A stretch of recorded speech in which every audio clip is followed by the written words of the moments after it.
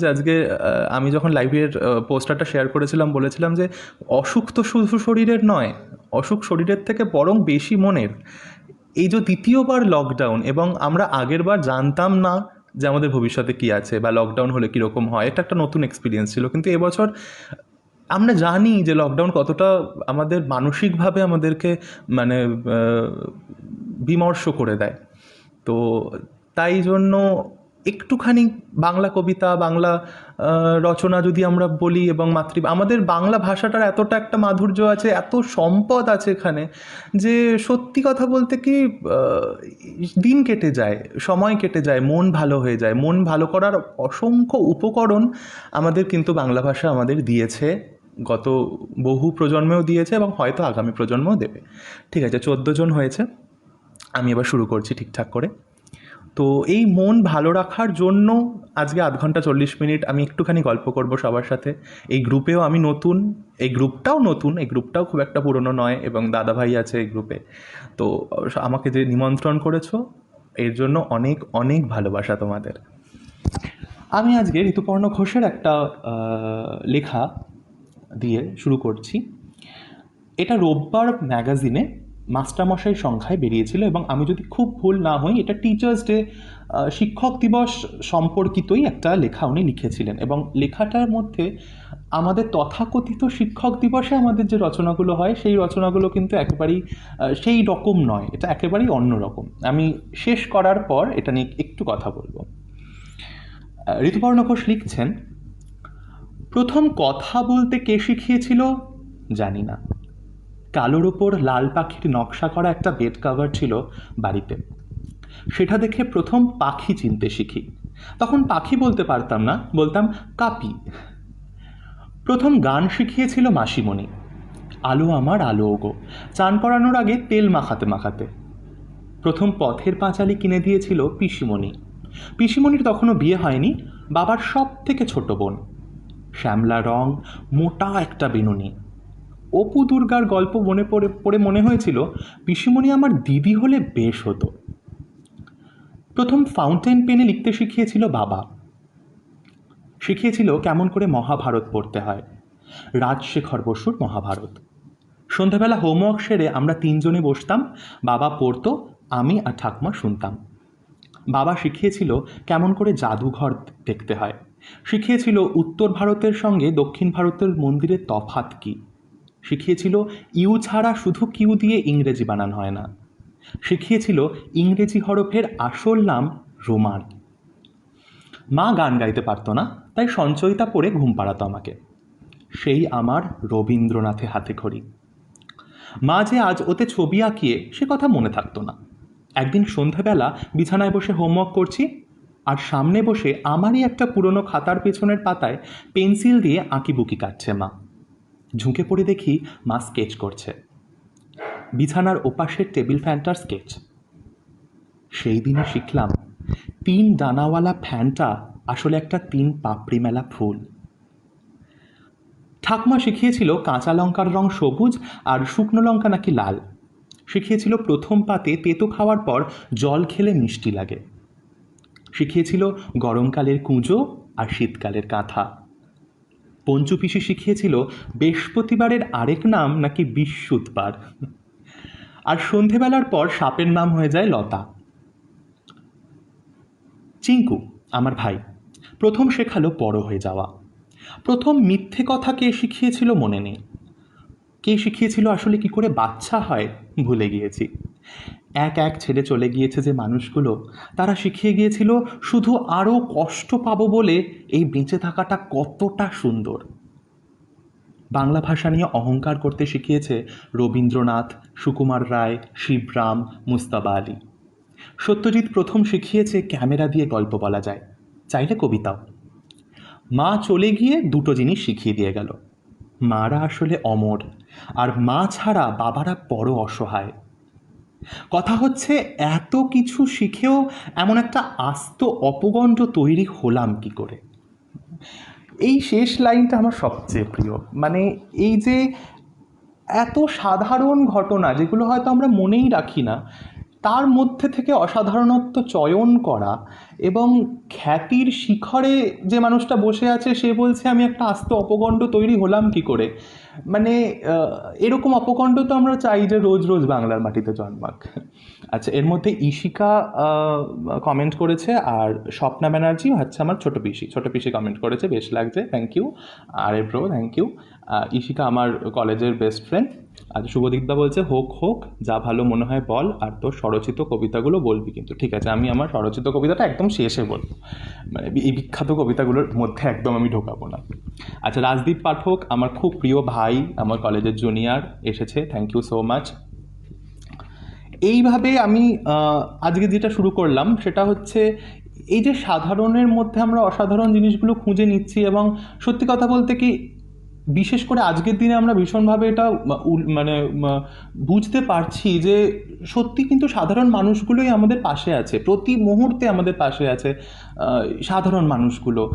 আমি জানিও না, আমি হয়তো আজ থেকে 5 বছর পর তার মুখটাও আমার মনে থাকবে না যে আমার বাড়িতে গতকাল অক্সিজেন দিয়ে গেছে, বা যে গতকাল আপনার বাড়িতে কোনো ওষুধ দিয়ে গেছে, কোনো খাবার দিয়ে গেছে। বা হয়তো আমরা নিজেরাও সেই সাধারণ মানুষেরই একটা অংশ যে একেবারে আমার পাশের বাড়ির দাদু ঠাকুমার যখন কোভিড হলো তখন আমার মা রান্না করে দিয়েছে, আমরা গিয়ে খাবারটা দিয়ে এসেছি, সেটাও তো আমরাই তো সাধারণ মানুষ। আজ থেকে 5 বছর পর হয়তো মনেও থাকবে না যখন প্যান্ডেমিক কেটে যাবে যে কে দিয়ে গেছিল, কিন্তু এই জিনিসগুলো হয়তো থেকে যাবে, হয়তো। আচ্ছা, অনেকে জয়েন করেছে, আমার খুব ভালো লাগছে, সবাই এসছে আজকে। আমি এরপরে যেটা বলবো, এবং খুব সম্প্রতি আমরা তাকে হারিয়েছি, ভীষণ বড় একটা লস আমাদের বাঙালির জন্য, এবং যারা আমরা বাংলা কবিতা ভালোবাসি তাদের জন্য একটা ভীষণ বড় ক্ষতি। সুস্মিতা চৌধুরী, গলাটা সত্যি বেশ, থ্যাংক ইউ। তুমি আমাকে প্রথম বলেছিলে রায় ভাষার জন্য, সো মানে extra thanks goes to you যে তুমি আমাকে প্রথম রিকোয়েস্ট করেছিলে। ঈশিকা দাস বলছে অমলকান্তিটা শুনতে চাই, আচ্ছা চেষ্টা করব, থ্যাংক ইউ। শঙ্খ ঘোষ, যাকে আমরা খুব সম্প্রতি হারিয়েছি, এবং আমার বিশ্বাস, এই কবিতাটা আমি এর আগে অনেকবার পড়েছি, কিন্তু আমার বিশ্বাস যে কবি যখন লিখেছিলেন তখন উনি ভাবতেও পারেননি যে এই কবিতাটা এইভাবে প্রাসঙ্গিক হতে পারে, এইভাবে আজকের দিনের সঙ্গে মিলেমিশে যেতে পারে। এবং দূরদর্শী কবি বোধহয় এরকমই হন যে তারা নিজেরাও বুঝতে পারেন না যে তারা কবে একটা ভবিষ্যৎকালকে দর্শন করিয়ে দিচ্ছেন আমাদেরকে। এই কবিতাটা আগে আমরা পড়েছিলাম, এবং আজকে আমাদের আরও বেশি করে এই কবিতাটা বেশি বেশি করে পড়া উচিত, জানানো উচিত লোককে, আমাদের বোঝা উচিত কি বলতে চাইছেন। কবিতাটার নাম হচ্ছে আয় আরও বেঁধে বেঁধে থাকি, লেখক কবি শঙ্খ ঘোষ। আমাদের ডান পাশে ছিল ধস, আমাদের বাঁয়ে গিরিখাত, আমাদের মাথায় বোমারু, পায়ে পায়ে হিমানির বাঁধ। আমাদের পথ নেই কোনো, আমাদের ঘর গেছে উড়ে, আমাদের শিশুদের সব ছড়ানো রয়েছে কাছে দূরে। আমরাও তবে এইভাবে এ মুহূর্তে মরে যাব নাকি? আমাদের পথ নেই আর, আয় আরও বেঁধে বেঁধে থাকি। আমাদের ইতিহাস নেই, অথবা এমন ইতিহাস আমাদের চোখ মুখ ঢাকা, আমরা ভিখারি 12 মাস। পৃথিবী হয়তো বেঁচে আছে, পৃথিবী হয়তো গেছে মরে, আমাদের কথা কে বা জানে, আমরা ফিরেছি দৌড়ে দৌড়ে। কিছুই কোথাও যদি নেই, তবু তো কজন আছি বাকি। আয় আরও হাতে হাত রেখে, আয় আরও বেঁধে বেঁধে থাকি। খুব ভালো লাগছে কবিতাটা এখন 2021 সালে বসে পড়তে। যখন প্রথম সোশ্যাল ডিস্ট্যান্সিং টার্মটার সাথে এতটা পরিচিত হলাম, হ্যাঁ ডগিটাও খুশি হয়ে গেছে, আমার বাড়ির ডগিটা আমার আওয়াজ শুনে খুশি হয়ে গেছে মনে হচ্ছে। যখন প্রথম সোশ্যাল ডিস্ট্যান্সিং টার্মটার সাথে পরিচিত হলাম তখন প্রথম মনে হয়েছিল যে why social distancing, it should be physical distancing along with social solidarity. আমি সেই পন্থায় বিশ্বাসী যে সমাজের পাশে দাঁড়াতে গেলে যে সবসময় শারীরিকভাবে পাশে থাকতে হবে তো নয়। আজকে কে বলতে পারে আপনি একটা অক্সিজেন লিড শেয়ার করছেন, সেটার সাহায্যে একজন মানুষ বেঁচে গেল সেই যাত্রায়। বেঁধে বেঁধে থাকতে গেলে সবসময় ফিজিক্যাল ডিস্ট্যান্সিং মেনটেন করেও হবে না, সোশ্যাল ডিস্ট্যান্সিংই মেনটেন করতে হবে। সোশ্যাল ডিস্ট্যান্সিং টার্মটা হয়তো এই ইন্টেনশন নিয়ে আসেনি, কিন্তু সোশ্যাল ডিস্ট্যান্সিং টার্মটার থেকে আমি ফিজিক্যাল ডিস্ট্যান্সিংটা বেশি প্রেফার করি। Thank you. রবীন্দ্রনাথের শেষের কবিতাটা প্লিজ বলিস। আচ্ছা, চেষ্টা করবো। অর্ক বলছে, আর শুভদীপ বলছে gang love reacts only, here we go. আচ্ছা, শোনা যাচ্ছে ঠিকঠাক করে আমার এই হেডফোনে? আমি মাইকটা নিইনি, হেডফোনটাই নিয়েছি ইচ্ছা করে, যে তাই জন্য। আচ্ছা, এবার আমি নেক্সট আমার কবিতায় ঢুকবো। খুব গম্ভীর গম্ভীর দুটো লেখা পড়লাম। প্রথম লেখাটা গম্ভীর না হলেও তার মধ্যে একটা গাম্ভীর্য ছিল, আর দ্বিতীয় লেখাটা তো সত্যিই একটু গম্ভীর। একটু সম্প্রীতি মেঘা, থ্যাংক ইউ। একটু হালকা মেজাজের একটা কিছু পড়তে চাই। আচ্ছা, তার আগে আপাতত আশা করছি এখানে যারা আছে তারা সবাই খুব ভালো আছো এবং তাদের বাড়ির সবাই খুব ভালো আছে। মৌ একদম ঠিকঠাক শোনা যাচ্ছে, থ্যাংক ইউ মৌ, তুই জয়েন করেছিস, আমার খুব ভালো লাগলো। মৌ আমার ছোটোবেলার একদম ক্লাস, আমরা বোধহয় 9-10 থেকেই একসাথে পড়তাম টিউশন, তো অনেক বছরের আমাদের বন্ধুত্ব। রাজদীপ পাঠক একদমই তাই ভাই, মানে সত্যি কে যে কীভাবে কার সাথে বেঁধে বেঁধে থাকছে কিচ্ছু বলা যাচ্ছে না। এবং আমরা অন্তত এখন দাঁড়িয়ে এটুকু বলতে পারি যে কাউকে লাগে না, কোনো নেতা মন্ত্রী এমপি এমএলএকে লাগে না আসল যুদ্ধ জেতার জন্য, সাধারণ মানুষই যথেষ্ট, তাই না? Anwesha Bhattacharya, thank you so much. অন্বেষার খুব শরীর খারাপ ছিল, ও শরীর খারাপ নিয়েও আমার লাইফটা দেখতে এসছে, তার জন্য আমি ধন্যবাদ দেওয়ার মতো সম্পর্ক ওর সাথে আমার নয়, ভালোবাসা নিস। খুবই শুদ্ধ পরিষ্কার উচ্চারণ, থ্যাংক ইউ ছোটো পিসি, অনেক অনেক আশীর্বাদ করো যেন এরকম লাইভ আরও করতে পারি। এবার আমি একটুখানি হালকা মেজাজের একটা কবিতা পড়ব, যেটা, এবং সত্যি কথা বলতে কি, ছোটদের সাহিত্য বলে না আমি বিশ্বাস করি না ছোটদের সাহিত্য বলে কিছু হয়। প্রত্যেকটা ছোটদের সাহিত্য যেগুলোকে বলি আমরা, দেখবেন একটু তার মধ্যে অন্তর্নিহিত অর্থ যেগুলো খুঁজতে যাবেন, দেখবেন তার মধ্যে বিশাল দর্শন কিছু আছে, তার মধ্যে হয়তো ভীষণ তার ঐতিহাসিক একটা তাৎপর্য তার মধ্যে কিন্তু লুক্কায়িত আছে, যেটা আমরা বুঝতে পারি না। তাও আমরা তথাকথিতভাবে এটা ছোটদের কবিতাই বলি আমরা, এবং এখানে আমাদের মৌচাক গ্রুপটা মানে হচ্ছে একটা ইয়াং জেনারেশনের একটা ভীষণভাবে সমাহার, তো সবাইকে নিয়ে একসাথে চলবো।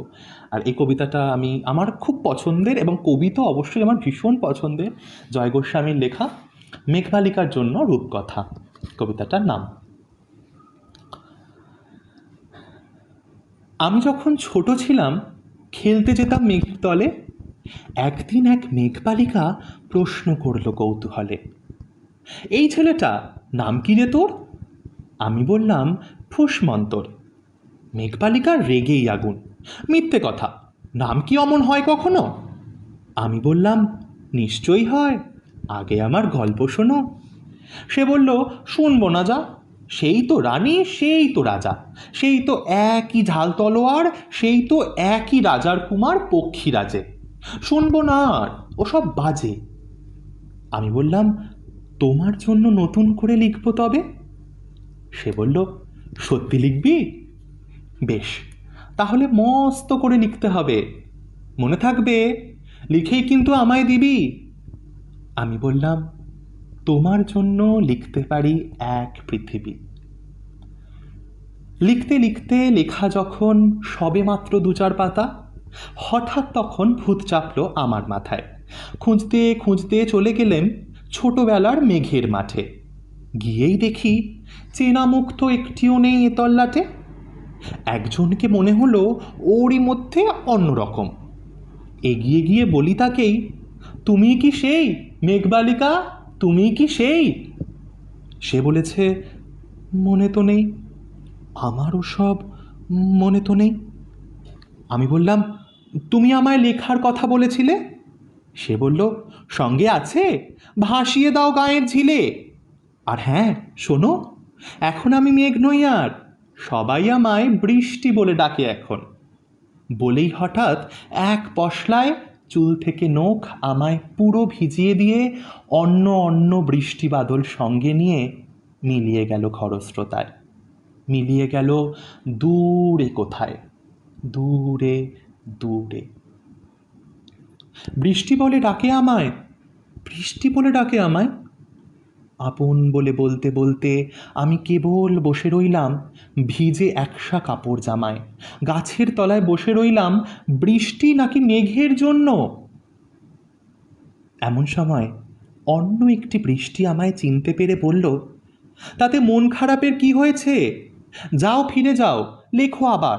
এখন পুরো বর্ষা চলছে, তাই আমরা সবাই এখন নানান দেশে ভীষণ ব্যস্ত। তুমিও যাও, মন দাওগে তোমার কাজে। বর্ষা থেকে ফিরে আমরা নিজেই যাব তোমার কাছে। এক পৃথিবী লিখব আমি, এক পৃথিবী লিখব বলে ঘর ছেড়ে সেই বেরিয়ে গেলাম, ঘর ছেড়ে সেই ঘর বাঁধলাম গহন বনে। সঙ্গী শুধু কাগজ কলম। একাই থাকবো, একাই দুটো ফুটিয়ে খাবো। দু এক মুঠো ধুলো বালি যখন সারা আসবে আমার মনে, তাদের লিখব, লিখেই যাব। এ পৃথিবীর 100 রকম স্বপ্ন দেখার সাধ্য থাকবে যেরূপ কথার, সেরূপ কথা আমার একার। ঘাড় গুঁজে দিন লিখতে লিখতে, ঘাড় গুঁজে রাত লিখতে লিখতে, মুছেছে দিন, মুছেছে রাত। যখন আমার লেখবার হাত অসাড় হলো, মনে পড়ল সাল কি তারিখ, বছর কি মাস, সেসব হিসেব আর ধরিনি। লেখার দিকে তাকিয়ে দেখি এক পৃথিবী লিখব বলে একটা খাতাও শেষ করিনি। সঙ্গে সঙ্গে ঝমঝমিয়ে বৃষ্টি এলো খাতার উপর, আজীবনের লেখার উপর। বৃষ্টি হলো এই অরণ্যে। বাইরে তখন গাছের নিচে নাচছে ময়ূর আনন্দিত। এ গাছ ও গাছ উড়ছে পাখি, বলছে পাখি এই অরণ্যে কবির জন্যে আমরা থাকি। বলছে ওরা কবির জন্যে আমরা কোথাও, আমরা কোথাও, আমরা কোথাও হার মানিনি। কবি তখন কুটির থেকে তাকিয়ে আছে অনেক দূরে, বনের পরে, মাঠের পরে, নদীর পরে, সেই যেখানে সারা জীবন বৃষ্টি পড়ে, বৃষ্টি পড়ে, সেই যেখানে কেউ যায়নি, কেউ যায় না কোনো দিনই। আজ সে কবি দেখতে পাচ্ছে সেই দেশে, সেই ঝর্ণাতলায় এদিক ওদিক ছুটে বেড়ায় সোনায় মোড়া মেঘ হরিণী, কিশোর বেলার সেই হরিণী। খুব খুব খুব ভালো লাগে আমার কবিতাটা পড়লেই, মুখের মধ্যে হাসি চলে আসে আর মনটা খুব ভালো হয়ে যায়। আমাকে এর মধ্যে যারা যারা মেসেজ করেছে, কমেন্ট করেছে, সরি, অরণ্য বলছে আমার খুব প্রিয় একটি কবিতা, অনেকদিন পর শুনছি। অরণ্য অনেক ভালোবাসা নিও আমার। সুপ্রকাশ বলছে সুন্দর লাগছে, অনেক অনেক ধন্যবাদ। অঙ্কুর অধিকারী বলছে খুব প্রিয় এক কবিতা, সুন্দর পরিবেশন, তোমার জন্য লিখতে পারি এক পৃথিবী। সত্যি এই লাইনটা ভীষণ ভালো লাগে, তোমার জন্য লিখতে পারি এক পৃথিবী, আর একাই থাকবো, একাই দুটো ফুটিয়ে খাবো। এই লাইন দুটো আমার ভীষণ ভীষণ পছন্দের। সত্যি আমার বাবা বলছে আরও আগেই আসা উচিত ছিল লাইভে। অন্বেষা অনেক দিন পর শুনলাম কবিতাটা, সত্যি আমি অনেক দিন পর পড়লাম কবিতাটা, অনেক দিন আগে পড়েছিলাম। ঋতু কারাটি বলছে হাই, হ্যালো ঋতু কারাটি। রাজদীপ পাঠক বলছে দারুণ হচ্ছে। মৌমাটি বলছে খুব প্রিয় কবিতা। ঋতু কারাটি বলছে পছন্দের কবিতা, অনেক দিন পর শুনলাম। সত্যি এই কবিতাটা না, মানে অপছন্দের কেউ কোনোদিন আমি শুনিনি যে এই কবিতাটা খুব বোরিং বা খুব অপছন্দের। এবং জয় গোস্বামীর যে সাবলীল কথা, এবং যেন মনে হয় যেন আমরা বন্ধুর সাথে কথা বলছি, এতটাই সাবলীল। নিলয়, থ্যাংক ইউ নিলয়দা এসছো, আমার খুব প্রিয় কবিতা, ভীষণ ভালো হয়েছে, থ্যাংক ইউ সো মাচ। চোখটা একটু বেশি করে তোল। আচ্ছা তুলবো, আমার বাবা বলছে।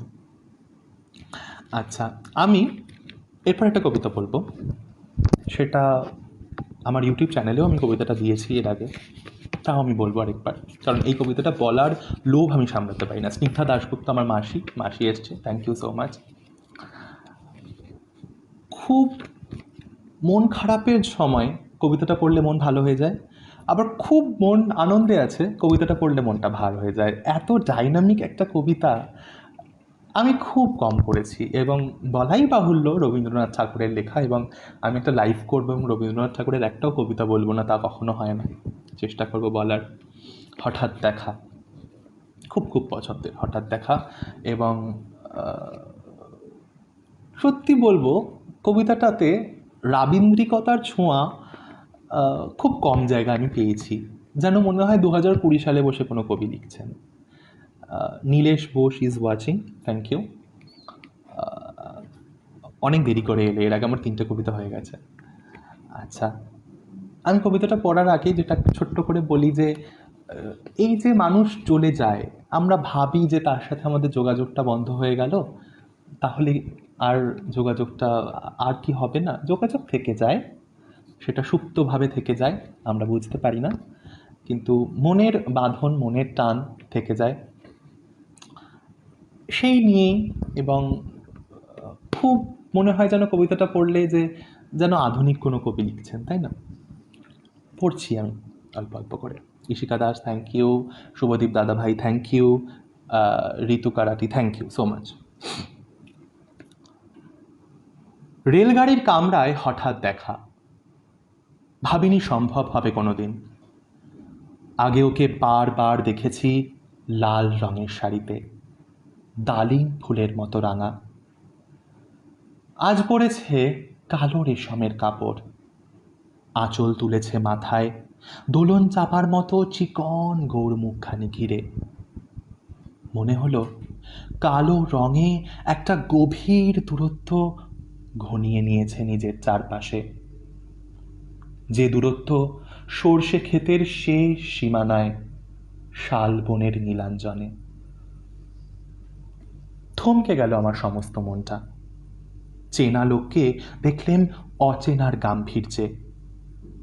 হঠাৎ খবরের কাগজ ফেলে দিয়ে আমাকে করলে নমস্কার। সমাজবিধির পথ গেল খুলে, আলাপ করলেন শুরু। কেমন আছো, কেমন চলছে সংসার, ইত্যাদি। সে রইল জানলার বাইরের দিকে চেয়ে, যেন কাছের দিনের ছোঁয়াচ পার হওয়া চাহনিতে। দিলে অত্যন্ত ছোট দুটো একটা জবাব, কোনোটা বা দিলেই না। বুঝিয়ে দিলে হাতের অস্থিরতায়, কেন এসব কথা, এর চেয়ে অনেক ভালো চুপ করে থাকা। আমি ছিলাম অন্য বেঞ্চিতে ওর সাথীদের সঙ্গে। এক সময় আঙুল নেড়ে জানালে কাছে আসতে, মনে হলো কম সাহস নয়। বসলো মোর এক বেঞ্চিতে। গাড়ির আওয়াজের আড়ালে বললে মৃদুস্বরে, কিছু মনে করো না, সময় কোথা সময় নষ্ট করবার। আমাকে নামতে হবে পরের স্টেশনে, দূরে যাবে তুমি, দেখা হবে না আর কোনো দিনই। তাই যে প্রশ্নটার জবাব এত কাল থেমে আছে, শুনবো তোমার মুখে, সত্য করে বলবে তো? আমি বললেন, বলবো। বাইরের আকাশের দিকে তাকিয়েই শুধু হলো, আমাদের গেছে যে দিন, একেবারেই কি গেছে, কিছুই কি নেই বাকি? একটুকু রইলেম চুপ করে। তারপর বললেন, রাতের সব তারাই আছে দিনের আলোর গভীরে। খটকা লাগলো, বানিয়ে বললাম নাকি? ও বললে, থাক, এখন যাও ওদিকে। সবাই নেমে গেল পরের স্টেশনে, আমি চললেম একা। আমি বললাম না যে খুব ভালো মুড থাকলে মনটা ভার হয়ে যায়, আর খুব মন খারাপ থাকলে মনটা ভালো হয়ে যায়, এমন একটা ডাইনামিক কবিতা। আমি একটু কমেন্টগুলো পড়ে নিই। একদম সঠিক কথা বলেছি, হঠাৎ দেখা কবিতাটা ইটার্নাল পোয়েম, বাবা বলছে। Susmita, thank you. সৌমহর, খুব সুন্দর শব্দচয়ন, ভালো হয়েছে, ধন্যবাদ। রাজদীপ, অনেক, তোকে ধন্যবাদ দেওয়ার সম্পর্ক নয় তোর সাথে আমার। যাই হোক, আমরা এই যে সত্যিই কালজয়ী কবিতা এটি, ভীষণভাবে ভীষণভাবে একটু অন্য মেজাজে। বা গতকাল যখন কথা হলো তখন ভেবেছিলাম এটার কথা জিজ্ঞাসা করব, বলবে কি না। হ্যাঁ, আমি এই কবিতাটা বলতে খুব ভালোবাসি, আমি কেন জানি না। এটা আমি পারফর্মও করেছি, আমি ইউটিউব চ্যানেলের জন্য বানিয়েছি আমার, আবার লাইভেও বললাম। তাও কিন্তু কেউ বোর হয় না, আমি দেখেছি এই কবিতাটা শুনতে শুনতে ঠিকভাবে পাঠ করলে কিন্তু কেউ অধৈর্য হয়ে যায় বলে আমি কখনো শুনিনি। যাই হোক, এরপর আমি একটুখানি অন্য ধারার আমি ইচ্ছা করছি যে আমার ইচ্ছা করছে যে একটু অন্য ধারার কবিতায় যেতে, কারণ একই রকমের বারবার হয়ে যাচ্ছে। আর আমি একই কবির দুটো কবিতা করব না, আমি আজকে বলেইছিলাম যে একই কবির দুটো কবিতা আমার করার দরকার নেই। এবং আমার আরেকজন ভীষণ পছন্দের কবি, যার কবিতা নিয়ে আমি খুব ভাবছিলাম যে আমি কোনটা করব, এই কবির এত কবিতা আমার পছন্দের, এবং খুব কনফিউজড ছিলাম। তো ঈশিকা বললো অমলকান্তি করতে, আমি অমলকান্তি করব। নীরেন্দ্রনাথ চক্রবর্তীর অমলকান্তি। এরকম মানুষকে আমরা বেড়ে ওঠার সময় স্কুলে কলেজ লাইফে প্রচুর দেখেছি। আর যদি এরকম মানুষ আমরা নিজেরাই হয়ে থাকি, তাহলে তো আর বলাই বাহুল্য যে এই কবিতাটা যে কোথায় গিয়ে লাগে, হৃদয়ের কোথায় গিয়ে। আমি চোখ বন্ধ করে তোমার গলাটা শুনছিলাম, কি ভরাট কণ্ঠস্বর। অনেক ধন্যবাদ অরণ্য। আমি ইউটিউবে ভিডিও দিলেই ও আমাকে ফোন করে বলে যে কেমন লেগেছে, যেটা আমার খুব ভালো লাগে। আমার তিনি দিদি বলছে যে বাহ, দারুণ লাগলো। অনেক অনেক অনেক অনেক ধন্যবাদ। এই কবিতাটার সাথে কোথাও কোথাও আমরা কিন্তু রিলেট করতে পারি নিজেকে বা অন্য কাউকে।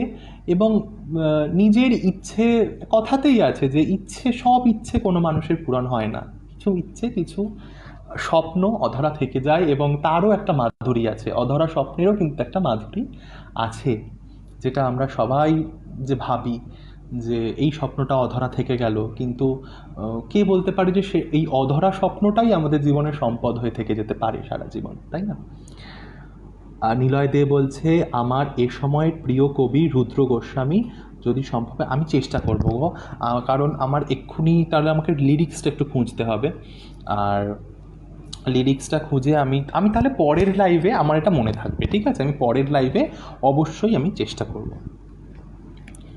আমি অমলকান্তিটা একটু চেষ্টা করছি নিজের মতো করে। অমলকান্তি আমার বন্ধু। স্কুলে আমরা একসঙ্গে পড়তাম। রোজ দেরি করে ক্লাসে আসতো, পড়া পারতো না। শব্দরূপ জিজ্ঞেস করলে এমন অবাক হয়ে জানলার দিকে তাকিয়ে থাকতো যে দেখে ভারী কষ্ট হতো আমাদের। আমরা কেউ মাস্টার হতে চেয়েছিলাম, কেউ ডাক্তার, কেউ উকিল। অমলকান্তি সেসব কিচ্ছু হতে চায়নি। সে রোদ্দুর হতে চেয়েছিল। ক্ষান্ত বর্ষণ, কাক ঢাকা বিকেলের সেই লাজুক রোদ্দুর। জাম আর জামরুলের পাতায় যা নাকি অল্প একটু হাসির মতন লেগে থাকে। আমরা কেউ মাস্টার হয়েছি, কেউ ডাক্তার, কেউ উকিল। অমলকান্তি রোদ্দুর হতে পারেনি। সে এখন অন্ধকার একটা ছাপাখানায় কাজ করে। মাঝে মাঝে আমার সঙ্গে দেখা করতে আসে, চা খায়, এটা ওটা গল্প করে, তারপর বলে উঠি তাহলে। আমি ওকে দরজা পর্যন্ত এগিয়ে দিয়ে আসি। আমাদের মধ্যে যে এখন মাস্টারি করে, অনায়াসে সে ডাক্তার হতে পারত। যে ডাক্তার হতে চেয়েছিল, উকিল হলে তার এমন কিছু ক্ষতি হতো না। অথচ সকলেরই ইচ্ছা পূরণ হলো, এক অমলকান্তি ছাড়া।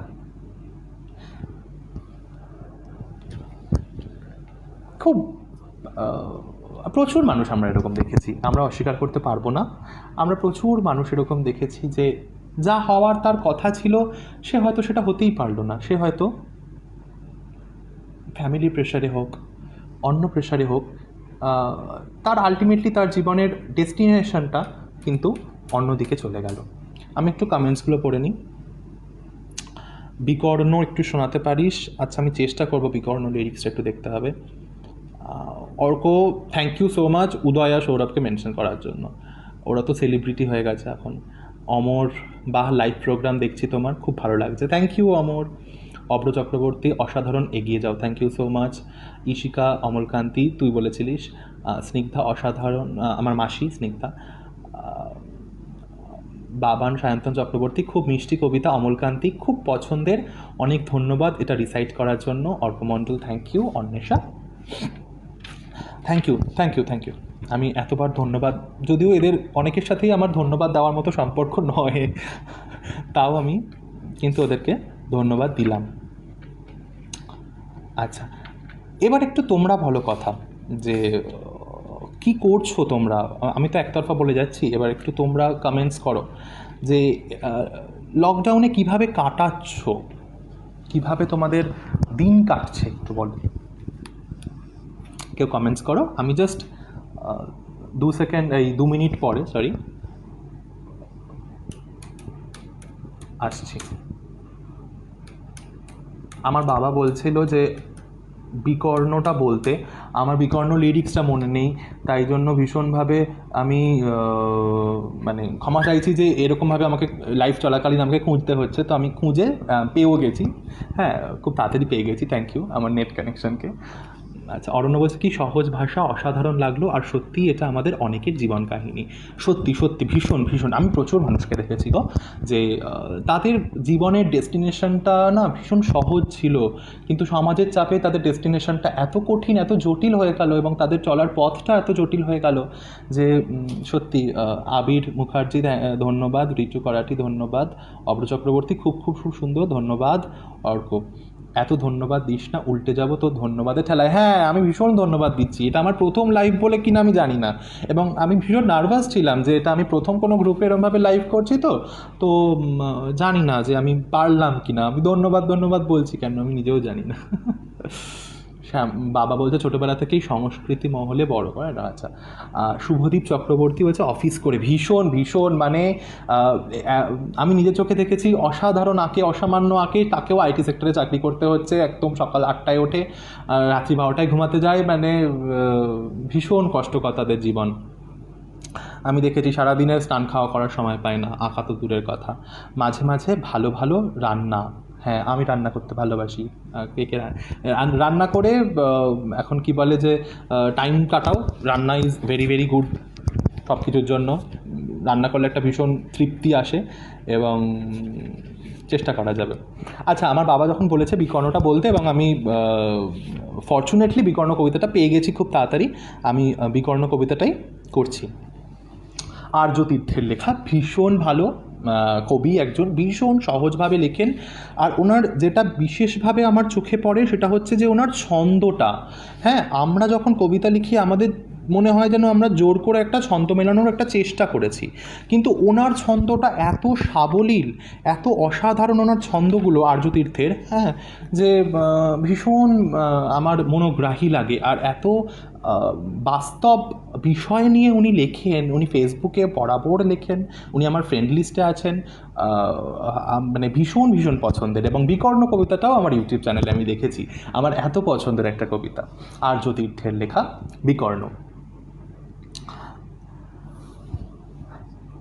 যাজ্ঞসেনীর খুলছে শাড়ি, টানছে ধরে দুঃশাসন, দায় ছিল যার গর্জে ওঠার, নিচু মাথায় সে 5 জন। দুর্যোধনের নগ্ন উরু, ইঙ্গিতে তার ধর্ষকাম, হস্তিনাপুর দেখছে বসে, ধস্ত হতে তার সুনাম। অন্ধ রাজা সিংহাসনে, আর তো চেঁচান বৌমাতার, নিজের দলের নির্যাতনে সব রাজা হন নির্বিকার। কর্ণ বসে হাসছে হাহা, রাজার দরের লোক তো সে, শর্তবিহীন সমর্থনেই তাবৎ আরাম সুখ বসে। ভীষ্ম, দ্রোণ, কৃপ, নীরব, সরকারি লোক হাজার হোক, রাজার কথাই তোমার কথা, রাজা যখন তোমার লোক।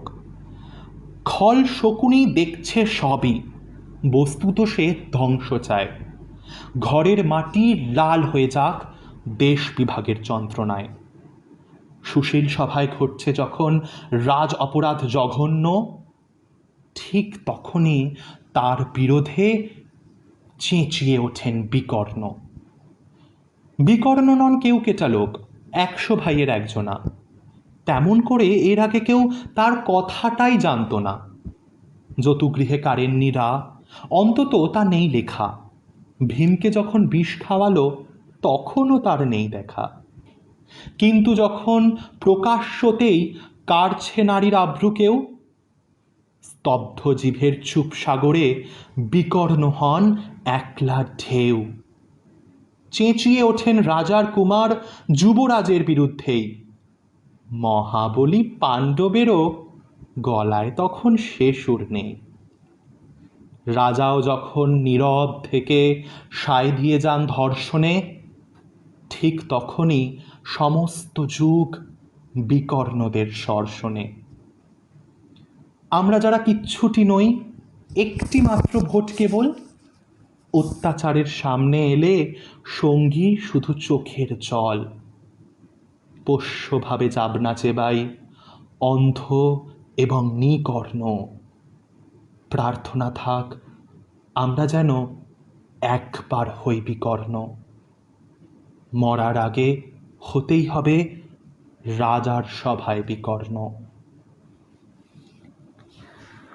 একটা অন্য ঘরে চলে যাই এই কবিতাটা পড়তে পড়তে। তার কারণ হচ্ছে এই সেই আবার প্রথম লেখাটা যখন ঋতুপর্ণ ঘোষের প্রথম লেখাটা যখন পড়লাম, তখনও যেরকম তার যে সারমর্ম ছিল, আজও এই কবিতারও যেন এক সারমর্ম, যে তুমি অন্য সময় প্রতিবাদ করনি বলে তুমি আজও প্রতিবাদ করবে না, এটা কোনো কথা নয়। এই হোয়াট অ্যাবাউটারি থেকে বেরিয়ে আসতেই হবে। ও কেন কিছু বললো না বলে আমিও কিছু বললাম না, যুগ যুগ ধরে যদি এটা চলতে থাকে, প্রতিবাদের স্বর একদিন আস্তে আস্তে কিন্তু মিশে যাবে মাটিতে, কোনো দিন আর উঠবে না প্রতিবাদের হাত, কাউকে লাগবে না। যদি তোর ডাক শুনে কেউ না আসে তবে একলা চলো রে। আর সত্যি বলতে কি, চারদিকে এখন যা চলছে অবস্থা, কারোর জন্য বসে থাকলে চলবে না, কেউ আসবে না তোমাকে বাঁচাতে। যদি কেউ আসে তোমার সৌভাগ্য, তোমায় নিজেরটা লড়াই নিজেকে করে নিতে হবে। আমি এই পন্থায় বিশ্বাসী, এবং সাধারণ মানুষ হয়ে সাধারণ মানুষের পাশে থাকলে সেটাই সব। কারোর কোনো নেতা মন্ত্রীর আসার দরকার নেই, আমরা নিজেরাই পারবো নিজেদেরকে ভালো রাখতে, আমরা নিজেরাই পারবো নিজেদের জন্য অক্সিজেন জোগাড় করতে, নিজেরাই পারবো নিজেদের জন্য হসপিটালে বেড আনতে, জোগাড় মানে বুক করতে বা ভর্তি হতে। কাউকে লাগে না, সত্যি কাউকে লাগে না, অন্তত কোনো প্রভাবশালী ব্যক্তিকে সত্যিই লাগে না। প্রভাবশালী ব্যক্তিকে শুধুমাত্র আমার মনে হয় মানুষের ক্ষতি করতে গিয়েই বোধহয় বেশি দরকার হয় তাদেরকে, কারণ নিজের পিঠ বাঁচানোর একটা ব্যাপার থাকে। কিন্তু আমার পাশের বাড়ির লোকটাকে বাঁচাতে গেলে সবসময় যে প্রভাবশালী ব্যক্তির ওপরেই ভরসা করে থাকতে হবে, তার মুখাপেক্ষী হয়ে থাকতে হবে, অন্তত কোভিড-19 সেকেন্ড ওয়েভ, দ্বিতীয় ঢেউটা কিন্তু আমাদের সেটা শিখিয়ে দিল, তাই না? আচ্ছা, আমি একটু কমেন্টসগুলো দেখে নিই। মলয় এতক্ষণে আসার সময় পেয়েছে, আমার কলেজের খুব প্রিয় বন্ধু। আচ্ছা, তিনি দিদি বলছে নেক্সট লাইফে মালতীবালা বালিকা বিদ্যালয়টা হ্যাঁ হ্যাঁ হ্যাঁ একদম। বিকর্ণ কোন ছন্দের, সহেলি রক্ষিত, দারুণ ভাই প্রেজেন্টেশন। আমি একটু তাড়াতাড়ি কমেন্টগুলো পড়ছি, কিছু মনে করো না। তুমি তো আসর জমিয়ে দিয়েছো, এটা খুব প্রিয় কবিতা, ধন্যবাদ। কল্পনা বাগ, আচ্ছা, আমার মেজো পিসিকে আমার ছোটো পিসি মেনশন করেছে। বিশ্বব্যাপী দুর্যোগের সময় আজ সন্ধ্যাটা ভীষণ ভালো লাগলো, দারুণ লাগছে, অসম্ভব সত্যি, এটা খুব ভালো, চালিয়ে যা। ও অর্ণবদা আমার কলেজের সিনিয়র, আমার খুব প্রিয় দাদা অর্ণবদা, দেখছো, খুব ভালো লাগলো।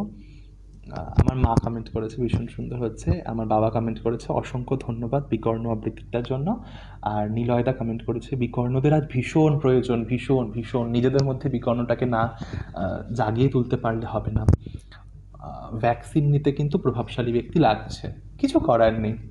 আর মৌচাক এমন একটা প্ল্যাটফর্ম, এখানে এসে কি বলবো, যে মন খুলে অনেক কথা বলা যায়, যদিও বলার এখনও সঠিক পরিসর নয়, কিন্তু ভ্যাকসিন নিতে কিন্তু প্রভাবশালী ব্যক্তি লাগছে, ঠিক বলেছ। তার মধ্যেই আমাদেরকে কিন্তু নিজেদের পন্থা, নিজেদেরকে যে এই যে কোভিড ভলান্টিয়ার যারা করছে, যারা রক্তদান শিবির পাড়ার থেকে পাড়ায় করছে, তাদের কজনই বা প্রভাবশালী ব্যক্তির আওতায় বা ছত্রছায়া ধারণ করে তারা করছে?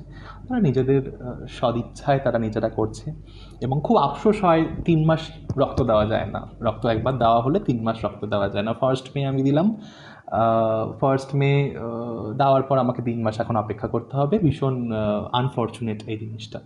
তবে তোমাদের বাড়ির আশেপাশে যদি কোনো ব্লাড ডোনেশন ক্যাম্প হয়, প্লিজ তোমরা যেও, প্লিজ তোমরা ব্লাড ডোনেট করো। যদি তোমাদের কোনো শারীরিক অসুস্থতা না থাকে, তো খুব রক্তের অভাব, বিশ্বাস করো 2020-তে 1 ফোঁটা রক্ত সেইভাবে, মানে 2020-তে যেহেতু আমাদের আতঙ্কটা আরও বেশি ছিল, প্রাণ ভয়টাও খুব বেশি ছিল, হ্যাঁ, রক্ত তো যায়নি সেভাবে, ব্লাড ব্যাঙ্কগুলো একদম শূন্য হয়ে যাচ্ছে। এবং আমি খবর পেলাম আমার ও নেগেটিভ ব্লাড, এবং আমি খবর পেলাম যে মুহূর্তের মধ্যে ব্লাড ব্যাঙ্কে শেষ হয়ে যাচ্ছে, এক একটা রেয়ার ব্লাড গ্রুপের ব্লাড মুহূর্তের মধ্যে শেষ হয়ে যাচ্ছে। আজকে আপনি দিয়ে আসছেন, দেখবে যে 1 সপ্তাহ পর শুনছে যে সেই ব্লাড গ্রুপের কোনো ব্লাড নেই সেই ব্লাড ব্যাঙ্কে।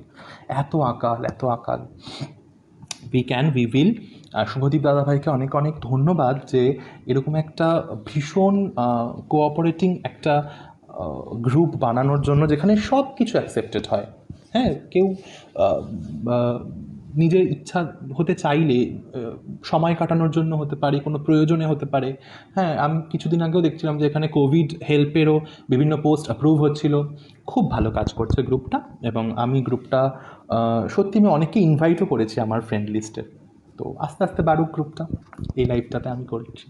নেক্সট লাইভে আমি সবার যে বাকি যে এগুলো করব। আচ্ছা, আর একটা কবিতা আমি এবার একটুখানি আমাদের বাংলার, মানে বাংলার কবি বললে প্রথমে যে আর কি বাংলা পল্লী বাংলার কবি শুনলেই যে প্রথম নামটা আমাদের মাথায় আর কি ভাসে, হ্যাঁ, জীবনানন্দ দাশের একটা কবিতা করছি।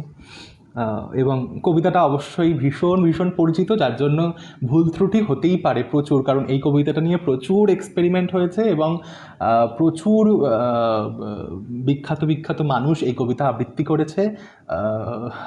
আমি যাদের নখের যোগ্য নই, আমি খুব নার্ভাস হয়েই কবিতাটা পড়ব, আর প্রচুর ভুল ত্রুটি অন্তত এই কবিতাটার ক্ষেত্রে হবে আমি জানি, তাও একটু আর কি নিজ গুণে মাফ করে দেবেন। জীবনানন্দ দাশের বনলতা সেন পড়ছি। হাজার বছর ধরে আমি পথ হাঁটিতেছি পৃথিবীর পথে, সিংহল সমুদ্র থেকে নিশীথের অন্ধকারে মালয় সাগরে। অনেক ঘুরেছি আমি, বিম্বিসার অশোকের ধূসর জগতে সেখানে ছিলাম আমি। আরও দূর অন্ধকারে বিদর্ভ নগরে। আমি ক্লান্ত প্রাণ এক, চারিদিকে জীবনের সমুদ্র সফেন। আমারে দুদণ্ড শান্তি দিয়েছিল নাটোরের বনলতা সেন। চুল তার কবেকার অন্ধকার বিদিশার নিশা, মুখ তার শ্রাবস্তির কারুকার্য। অতি দূর সমুদ্রের পর হাল ভেঙে যে নাবিক হারায়েছে দিশা, সবুজ ঘাসের দেশ যখন সে চোখে দেখে দারুচিনি দ্বীপের ভিতর, তেমনি দেখেছি তারে অন্ধকারে। বলেছে সে, এতদিন কোথায় ছিলেন? পাখির নীড়ের মতো চোখ তুলে নাটোরের বনলতা সেন। সমস্ত দিনের শেষে শিশিরের শব্দের মতন সন্ধ্যা আসে। ডানার রৌদ্রের গন্ধ মুছে ফেলে চিল। পৃথিবীর সব রং নিভে গেলে পাণ্ডুলিপি করে আয়োজন। তখন গল্পের তরে জোনাকির রঙে ঝিলিমিল। সব পাখি ঘরে আসে, সব নদী ফুরায় এ জীবনের সব লেনদেন। থাকে শুধু অন্ধকার, মুখোমুখি বসিবার বনলতা সেন।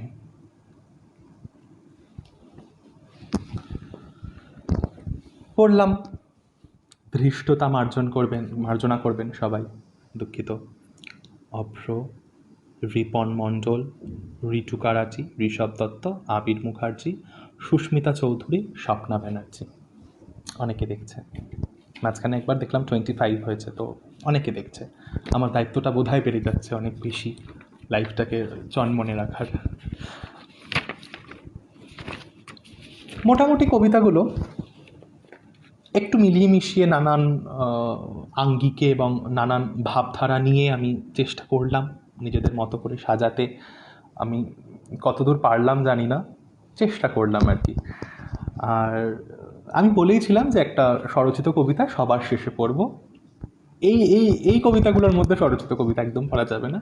সবার শেষে দাদাভাই আমাকে বলেছিল বলতে একটা, আমি পড়বো আর কি। তার আগে বনলতা সেনটা অসাধারণ হয়েছে।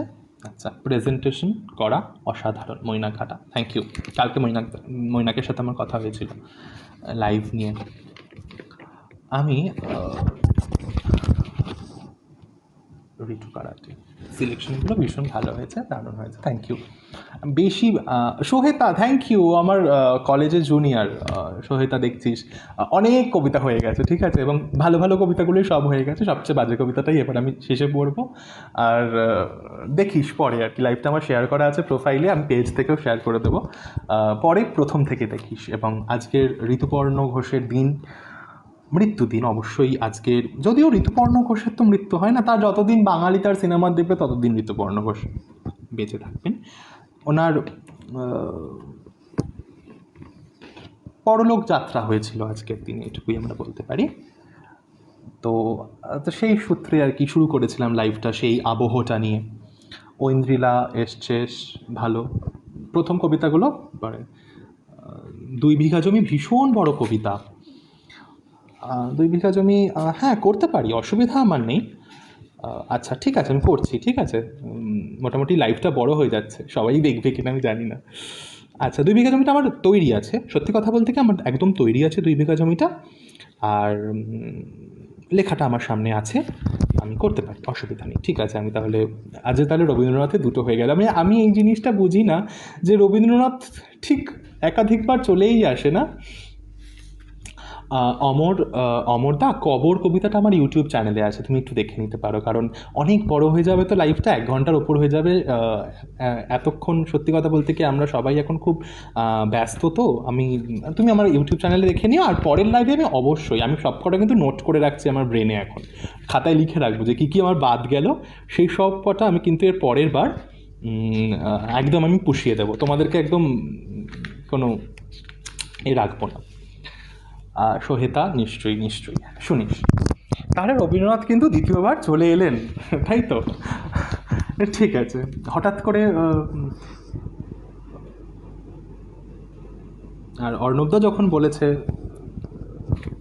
কখনোই সেটা আমি টালব না। নিলয়দের কবিতা কখনো বাজে হয় না, কারণ ওতে কবির মনের আবেগ নিংড়ানো থাকে।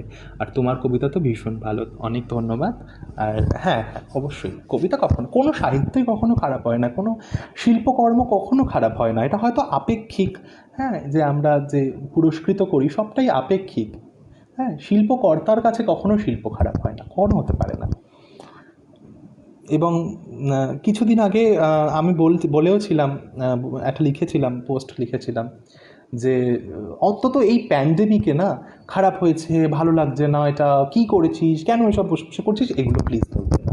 প্যান্ডেমিকটা কেটে যাক, তারপর জাজমেন্টাল হবেন। এখন যে যা করছে করতে দিন, যে যা করছে, আপনার না পোষালে আনফলো করে রাখুন, আনফ্রেন্ড যদি না করতে চান আনফলো করে রাখুন, হ্যাঁ, হোয়াটসঅ্যাপে স্ট্যাটাস মিউট করে রাখুন। মানুষ একদম ভালো নেই মানসিকভাবে। এবং আমি জানি যে এই ফ্রাস্ট্রেশনটাও, যে এই যে ভালো লাগছে না, কী করেছিস এটা, ফালতু কেন করছিস এরকম, এইটা যে বলছে সেও হয়তো ফ্রাস্ট্রেশন থেকেই বলছে, হয়তো তার আগেই তার এমন কিছু একটা জীবনে টেনশন এসেছে, স্ট্রেস এসেছে, তারপরেও সহ্য করতে পারছে না একটা তথাকথিত খারাপ জিনিস, তথাকথিত নিচু মানের জিনিস হয়তো সহ্য করতে পারছে না, কিন্তু ইগনোর করে যান, আনফলো করে দিন। Do not want to see নাকি একটা অপশান থাকে না, হাইড অপশানটা থাকে, হাইডটা করে দিন।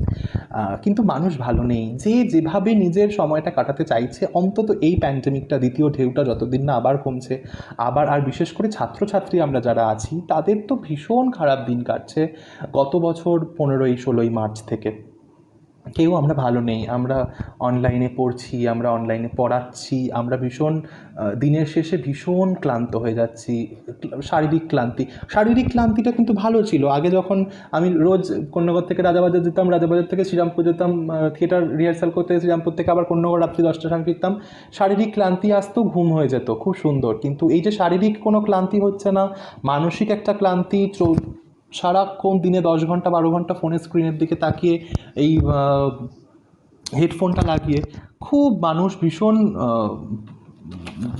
ভীষণ বিমর্ষ হয়ে আছে। জাজমেন্ট আমরা করবো না, ঠিক আছে, যে যা করছে, খুব খারাপ করলে আনফলো করে দেবো, আর ভালো করলে বলবো ভালো হয়েছে, তাই না? এই জাজমেন্টের দিকে আমরা যাচ্ছি না। রবি ঠাকুরের 2 বিঘা জমি ভীষণ ভীষণ পছন্দের। শুধু বিঘে 2 ছিল মোর ভুঁই, আর সবই গেছে ঋণে। বাবু কহিলেন, বুঝেছ উপেন, এ জমি লইব কিনে। কহিলাম আমি, তুমি ভূস্বামী, ভূমির অন্ত নাই। চেয়ে দেখো মোর আছে বড় জোর মরিবার মতো ঠাঁই। শুনি রাজা কহে, বাপু জানো তো হে করেছি বাগানখানা, পেলে 2 বিঘে প্রস্থে ও দিঘে সমান হইবে টানা, ওটা দিতে হবে। কহিলাম আমি, তবে বক্ষে জুড়িয়া পানি, সজল চক্ষে করুণ রক্ষে গরিবের ভিটে কানি। সপ্ত পুরুষ যেথায় মানুষ, সে মাটি সোনারও বাড়া, দৈন্যের তাই বেচি পুষে মায়, এমনই লক্ষ্মী ছাড়া। আঁখি করি লাল, রাজা ক্ষণকাল রহিল মৌন ভাবে, কহিলেন শেষে ক্রূর হাসি হেসে, আচ্ছা সে দেখা যাবে। পরে মাস দেড়ে ভিটে মাটি ছেড়ে বাহির হইনু পথে, করিল ডিক্রি সকলই বিক্রি মিথ্যা দেনার ক্ষতে। এ জগতে হায় সেই বেশি চায়, আছে যার ভুরি ভুরি, রাজার হস্ত করে সমস্ত কাঙালের ধন চুরি। মনে ভাবিলাম মোরে ভগবান রাখিবে না মোহ গর্তে, তাই লিখি দিল বিশ্ব নিখিল 2 বিঘার পরিবর্তে। সন্ন্যাসী বেশে ফিরি দেশে দেশে, হইয়া সাধুর শিষ্য, কত হেরিলাম মনোহর ধাম, কত মনোহর দৃশ্য। ভূধরে সাগরে বিজনে নগরে যখন যেখানে ভ্রমি, তবু নিশিদিন ভুলিতে পারিনে সেই 2 বিঘে জমি। হাটে মাঠে বাটে এই মতো কাটে বছর 15-16। একদিন শেষে ফিরিবারে দেশে বড়ই বাসনা হলো। নম নম নম সুন্দরী মম জননী বঙ্গভূমি, গঙ্গার তীর স্নিগ্ধ সমীর, জীবন জড়ালে তুমি। অবারিত মাঠ গগন ললাট, চুমে তব পদধূলি, ছায়া সুনিবিড় শান্তির নীড় ছোট ছোট গ্রামগুলি। পল্লব ঘন আর্দ্র কানন রাখালের খেলা গেহ, স্তব্ধ অতল দিঘি কালো জল নিশীথ শীতল স্নেহ। বুক ভরা বধূ বঙ্গের বধূ জল লয়ে যায় ঘরে, মা বলিতে প্রাণ করে আন চান, চোখে আসে জল ভরে। 2 দিন পরে দ্বিতীয় প্রহরে প্রবেশিনু নিজ গ্রামে, কুমোরের বাড়ি দক্ষিণে ছাড়ি রথতলা করি বামে। রাখি হাট খোলা নন্দীর গোলা মন্দির করি পাছে, ত্রিশাতুর শেষে পৌঁছিনু এসে আমার বাড়ির কাছে। ধিক ধিক ধিক ওরে শত ধিক তোরে নিজাজ কুলাটাজ ভূমি, যখনই যাহার তখনই তাহার, এই কি জননী তুমি।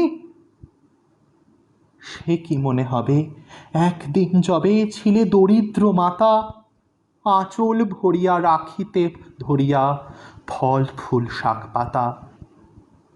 আজ কোন রীতে কারে ভুলাইতে ধরেছ বিরাস বেশ, 5 রঙা পাতা অঞ্চলে গাঁথা পুষ্পে খচিত কেশ। আমি তোর লাগি ফিরেছি বিবাগী, গৃহহারা সুখহীন, তুই হেথা বসি ওরে রাক্ষসী হাসিয়া কাটাস দিন। ধনির আদরে গরব না ধরে এতই হয়েছ ভিন্ন, কোনো খানের লেশ নাহি অবশেষ সেদিনের কোনো চিহ্ন। কল্যাণময়ী ছিলে তুমি ওই ক্ষুধাহরা সুধারাশি, যত হাসো আজ যত করো সাজ, ছিলে দেবী হলে দাসী। বিদীর্ণ হইয়া ফিরিয়া ফিরিয়া চারিদিকে চেয়ে দেখি, প্রাচীরের কাছে এখনো যে আছে সেই আম গাছে কি, বসি তার তলে নয়নের জলে শান্ত হইল ব্যথা। একে একে মনে উদিল স্মরণে বালককালের কথা। সেই মনে পড়ে জ্যৈষ্ঠের ঝড়ে রাত্রে নাহিক ঘুম, অতি ভোরে উঠি তাড়াতাড়ি ছুটি আম কুড়াবার ধুম। সেই সুমধুর স্তব্ধ দুপুর পাঠশালা পলায়ন, ভাবিলাম হায় আর কি কোথায় ফিরে পাবো সে জীবন। সহসা বাতাস ফেলি গেল শ্বাস শাখা দুলাইয়া গাছে, দুটি পাকা ফল লোভিল ভূতল আমার কোলের কাছে। ভাবিলাম মনে, বুঝি এতক্ষণে আমারে চিনিল মাতা, স্নেহের সেদানে বহু সম্মানে বারেক ঠেকানো মাথা।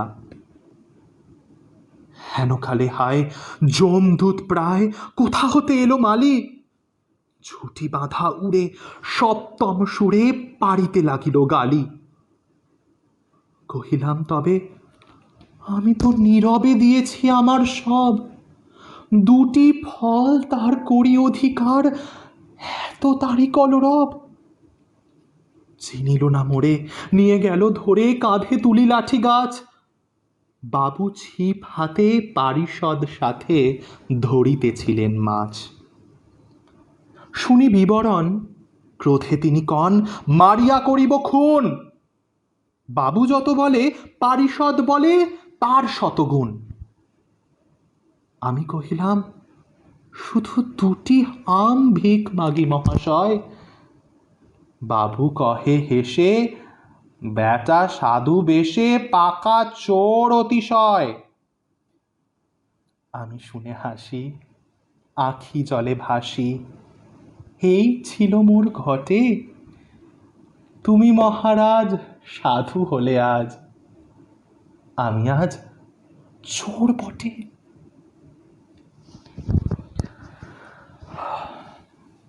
খুব বড় কবিতাটা, আমার খুব ভালো লাগে করতে। একটু কমেন্টসগুলো পড়ে নিই, পড়ে আজকের শেষ কবিতাটায়। অনেক ধন্যবাদ ভাই অনুরোধ রাখার জন্য, ভালো থাকার চেষ্টা চালিয়ে যাস। Thank you. পুরো জমে উঠেছে, তাই সত্যি শ্রেষ্ঠা বিউটিফুল, তপন ভালো। আরে রজতদা দেখছে, রজতদা কেমন আছো, কীভাবে সময় কাটাচ্ছ বলো। মাসি বলছে খুব সুন্দর ভাষা নেই, এত ভালো যে আমি রান্না বন্ধ করে তোর কবিতা শুনছি। আরে বাপ রে। নীলয়দা বলছে অসাধারণ, এটা বেস্ট। ময়নার ঘাটা বলছে বেশ সুন্দর। শেষ করি তাহলে, 1 ঘন্টা হয়ে গেল, 10টা বাজে। শেষে at last but not the least আমার একটা কবিতা। এটা আমি গত বছর লিখেছিলাম এবং ভেবেছিলাম এই বছর সেটা বোধহয় আর বলতে হবে না, বলার দরকার হবে না, তাই না? কিন্তু কি অদ্ভুতভাবে যে এই বছর মনে হচ্ছে আরও বেশি করে বলার দরকার হচ্ছে এই কবিতাটা।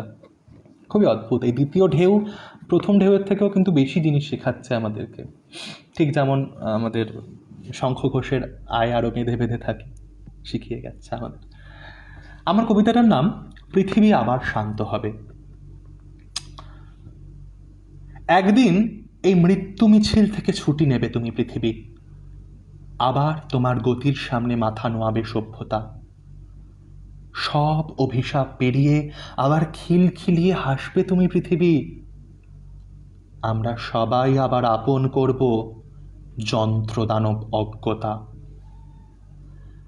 আবার আমরা ধর্মে মাতব, ফাঁকা হুঙ্কারে জীবন নেব, এই যুদ্ধকালীন সাম্যের দিন ভুলতে আবার বোমা বাঁধব। অসুখ যখন অবাঞ্ছিত হাজার হাজার মৃত্যু দিল, এই পৃথিবী অচেনা হলেও ভীষণ রকম কাম্য ছিল। যেখানে এখনো মানুষ মরলে আরেক মানুষ ঝাঁপিয়ে পড়ে, যেখানে এখনো মানবিকতা জাতিবিদ্বেষ ঘোচাতে পারে, যেখানে আমরা দূষিত বায়ু সংশোধনের সুযোগ পেলাম, অসুখ বনাম মানবতায় বিজ্ঞানের গান গাইলাম। একদিন সব থামবে আবার, পৃথিবী আবার শান্ত হবে। দিনের শেষে এমন করেই তখনও যেন মানুষই থাকি। আজকে যারা রইল পাশে তাদের হাতটাও ধরতে হবে। শরীর আবার সুস্থ হলেও মনের অসুখ সারানো বাকি। শরীর আবার সুস্থ হলেও মনের অসুখ সরানো বাকি। আমি এই কথাটা বলেই আজকে লাইভটা শেষ করব, যে শরীরের অসুস্থতা কেটে যাবে, বিশ্বাস করুন, শরীরের অসুস্থতা কেটে যাবে। মনের অসুখটা হাজার হাজার বছর ধরে মনের মধ্যে গেঁথে রয়েছে, যে অসুখটা যুগের পর যুগ।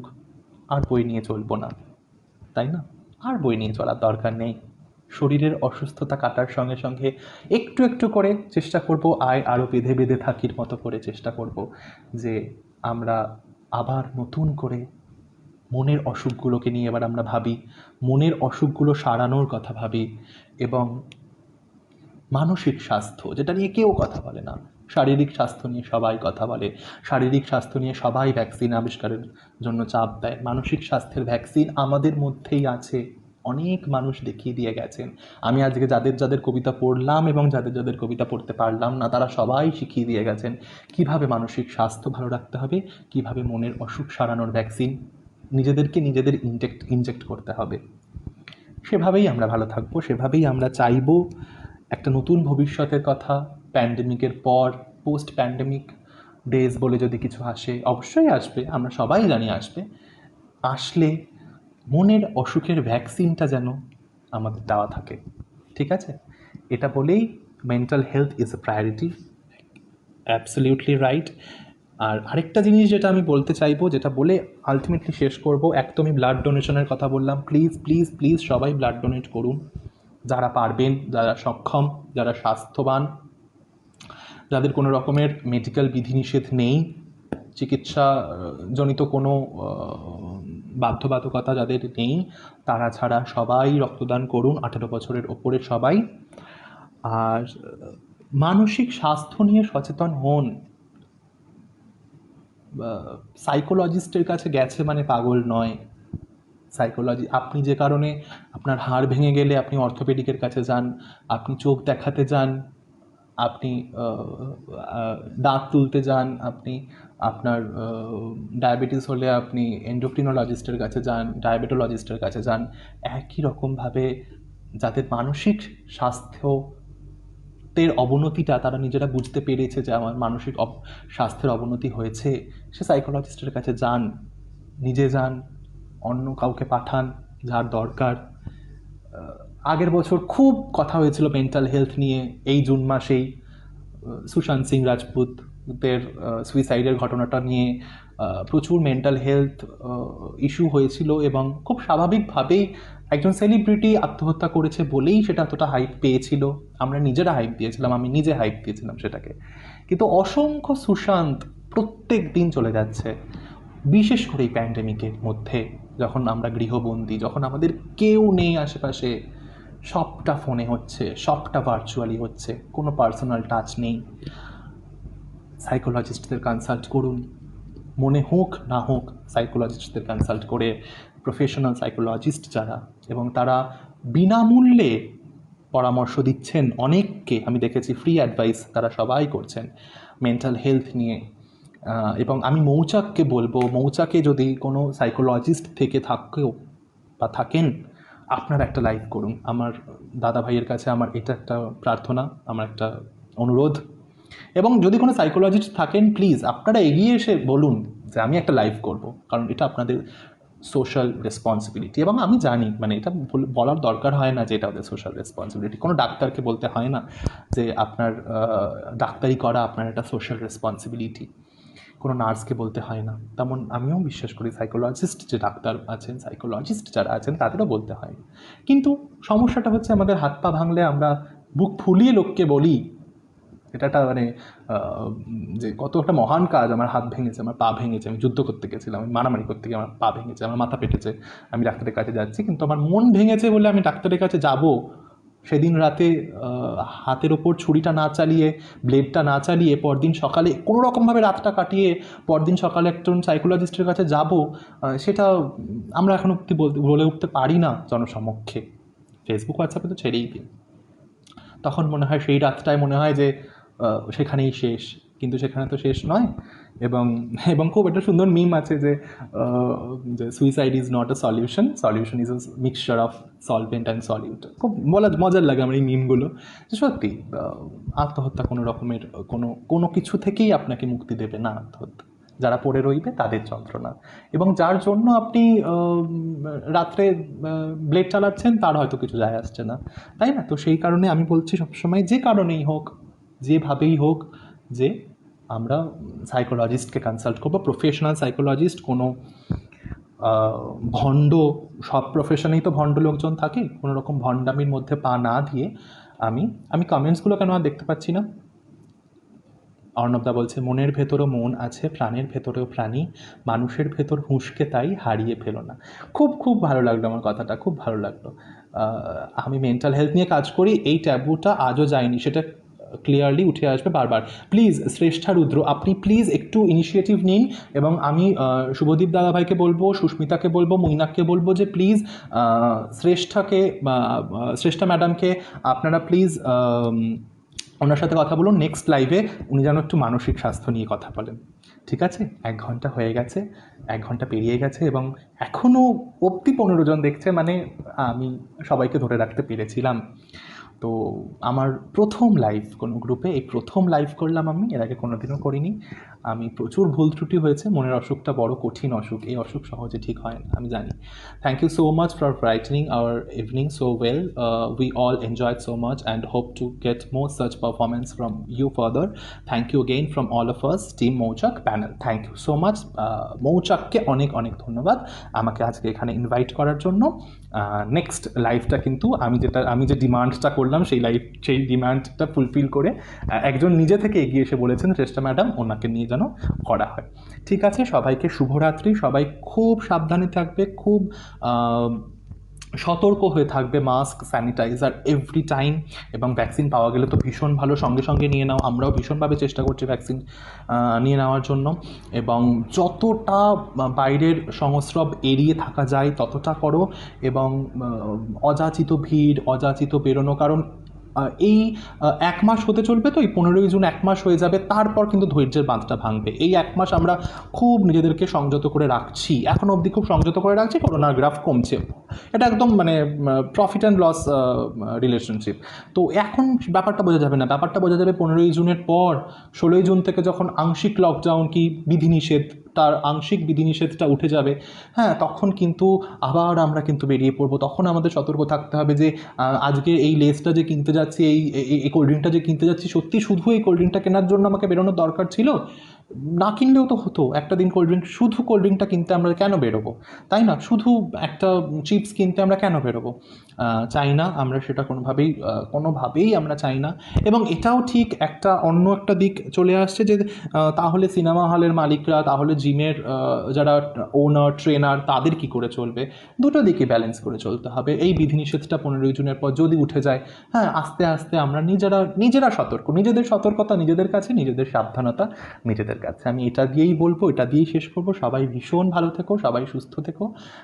আজকের রোববার, উইকেন্ড, আবার কালকে থেকে নতুন যুদ্ধ শুরু, আর এই যুদ্ধটা ভীষণ বোরিং একটা যুদ্ধ হয়ে যাচ্ছে, কারণ আমাদের কম্পিউটার স্ক্রিনের দিকে তাকিয়ে সারাদিন যুদ্ধটা লড়ে যেতে হচ্ছে, আমাদের চোখকে ব্যথা দিচ্ছে এই প্রতি মুহূর্তে। থ্যাংক ইউ সো মাচ, সবাইকে শুভরাত্রি, গুড নাইট, সবাই খুব ভালো থেকো, সাবধানে থেকো। আমি লাইভটা শেষ করছি, টাটা।